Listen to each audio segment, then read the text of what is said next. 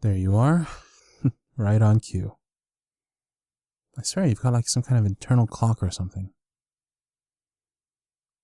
No, I get it. You want to go to sleep and I gotta record another chapter. It works out perfectly.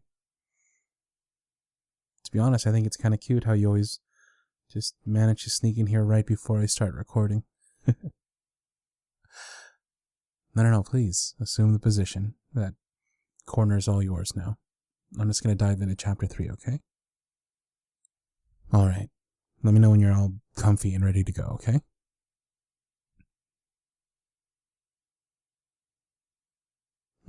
Yeah? Okay. Here goes.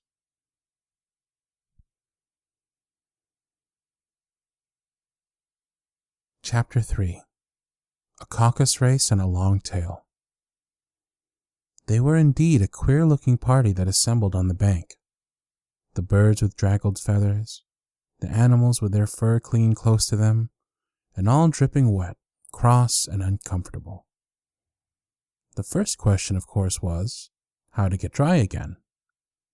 They had a consultation about this, and after a few minutes it seemed quite natural to Alice to find herself talking familiarly with them, as if she had known them all her life.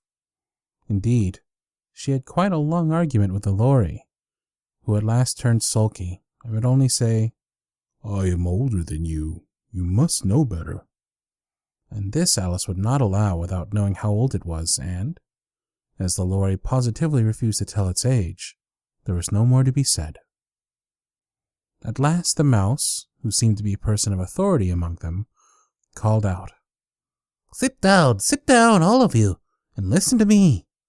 I'll soon make you dry enough."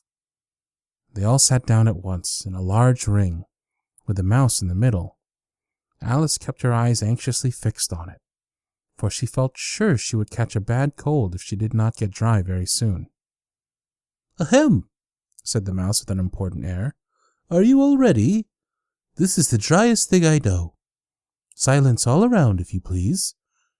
William the Conqueror, whose cause was favoured by the Pope, was soon submitted to by the English, and had been of late much accustomed to usurpation and conquest. Edwin and Morcar, the Earls of Mercia, Northumbria." "Ugh," said the Lorry with a shiver. "I beg your pardon," said the Mouse, frowning but very politely. "Did you speak?"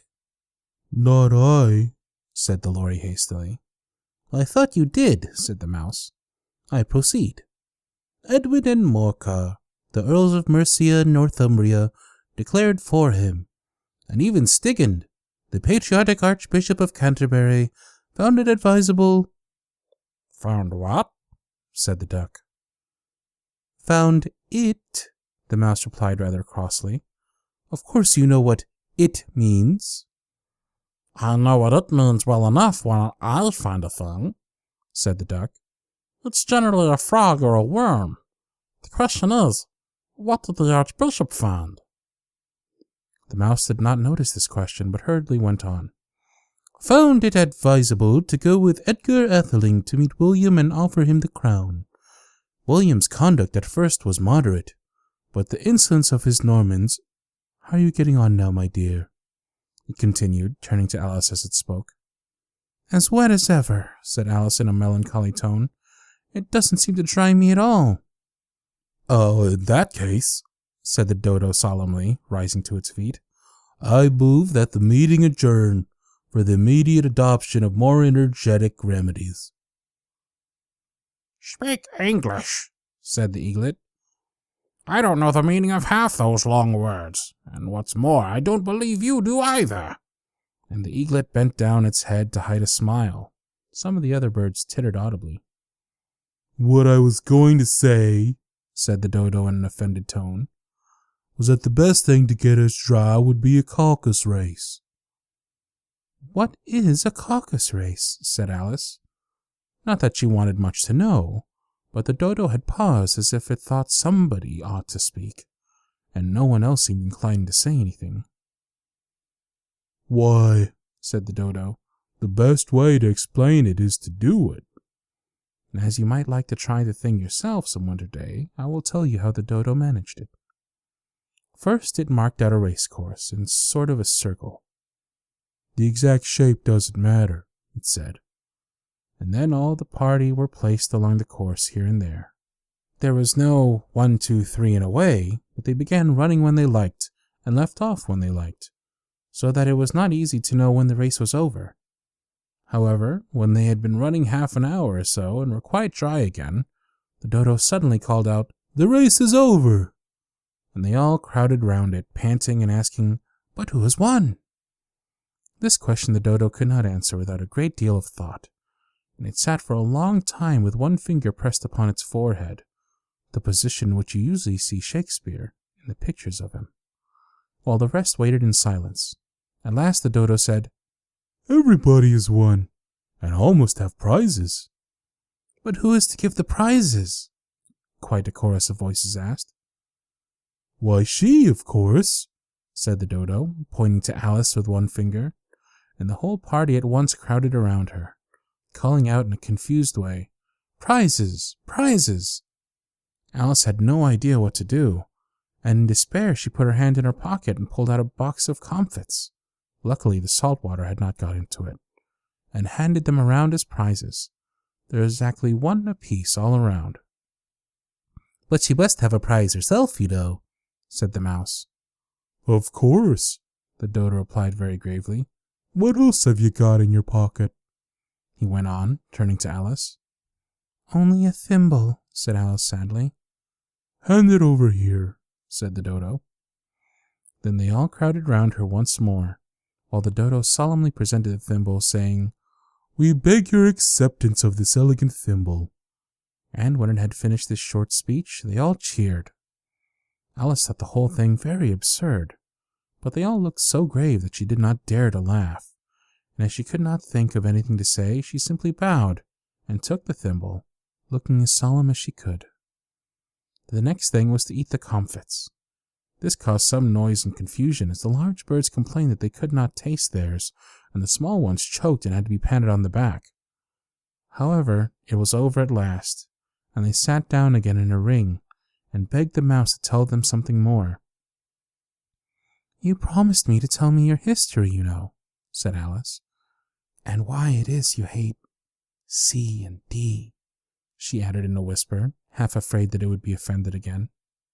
"Mine is a long and sad tale," said the mouse, turning to Alice and sighing.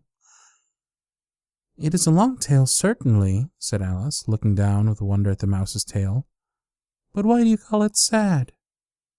And she kept on puzzling about it while the mouse was speaking, so that her idea of the tale was something like this.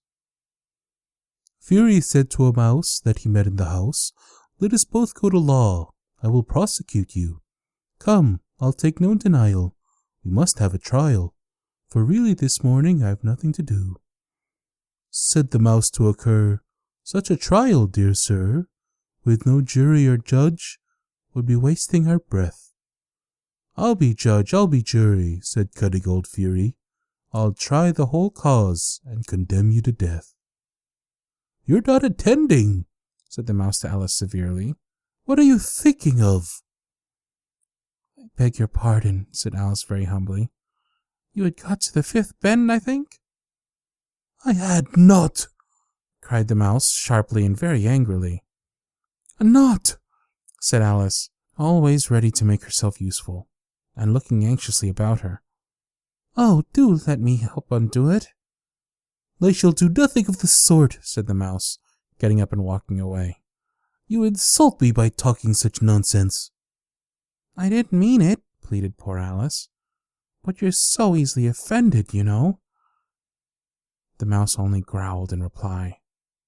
"Please come back and finish your story," Alice called after it, and the others all joined in chorus. "Yes, please do." But the mouse only shook its head impatiently and walked a little quicker. "What a pity it wouldn't stay," sighed the Lorry, as soon as it was quite out of sight, and an old crab took the opportunity of saying to her daughter, "Oh, my dear, let this be a lesson to you to never lose your temper." "Hold your tongue, Ma," said the young crab, a little snappishly. "You're enough to try the patience of an oyster." "I wish I had our Dinah here, I know I do," said Alice aloud, addressing nobody in particular. she'd soon fetch it back." "And who is Dinah, if I might venture to ask the question?" said the Lory. Alice replied eagerly, for she was always ready to talk about her pet. "Dinah's our cat, and she is such a capital one for catching mice you can't think. And oh, I wish you could see her after the birds. Why, she'll eat a little bird as soon as look at it." This speech caused a remarkable sensation among the party. Some of the birds hurried off at once. One old magpie began wrapping itself up very carefully, remarking, "I must really be getting home. The night air doesn't suit my throat." And a canary called out in a trembling voice to its children, "Come away, my dears. It's high time you were all in bed."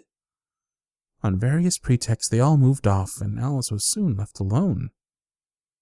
"Oh, I wish I hadn't mentioned Dinah," she said to herself in a melancholy tone. "Nobody seems to like her down here, and I'm sure she's the best cat in the world. Oh, my dear Dinah, I wonder if I shall ever see you any more." And here poor Alice began to cry again, for she felt very lonely and low-spirited. In a little while, however, she again heard a little pattering of footsteps in the distance, and she looked up eagerly, half hoping that the mouse had changed his mind and was coming back to finish his story.